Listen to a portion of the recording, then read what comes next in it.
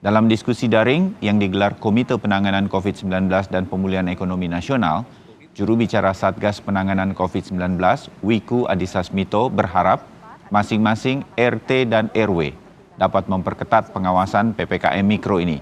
Salah satunya adalah dengan membangun posko berdasarkan zonasi, mulai dari zona hijau, kuning, oranye, hingga ke zona merah.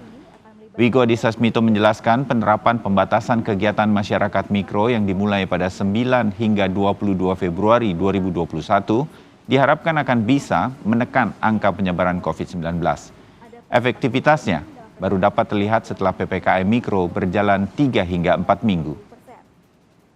Jadi kalau kita bisa belajar dari PSBB di tahun lalu, contohnya mungkin yang gampang di DKI Jakarta. Pada bulan September melakukan PSBB yang diperketat, dilakukan selama 4 minggu.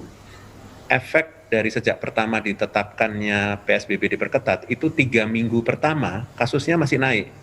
Tapi dan ICU board-nya juga begitu. Tapi giliran minggu keempat mulai turun. Dan kebijakan itu hanya 4 minggu. Tapi pada saat mulai turun, itu selama 4 minggu turun. Artinya, ada 3 minggu berikutnya yang sudah tidak PSBB diperketat, itu kasusnya masih turun. Jadi efeknya itu efek delay, efek yang tertunda. Tapi efeknya jangka panjangnya, jangka menengahnya pasti besar. Tinggal menstruktur menjadi lebih tegas gitu, tugasnya juga menjadi jelas, dan targetnya sekarang juga diperjelas. Dengan demikian pengendaliannya juga bisa di level mikro tersebut. Nah, sekarang tinggal berjalan dengan waktu, pemantapan pembentukan posko-posko itu tadi, dan tugas-tugasnya, dan pelaporannya. Sehingga nanti kita bisa lebih jelas angkanya dan seterusnya.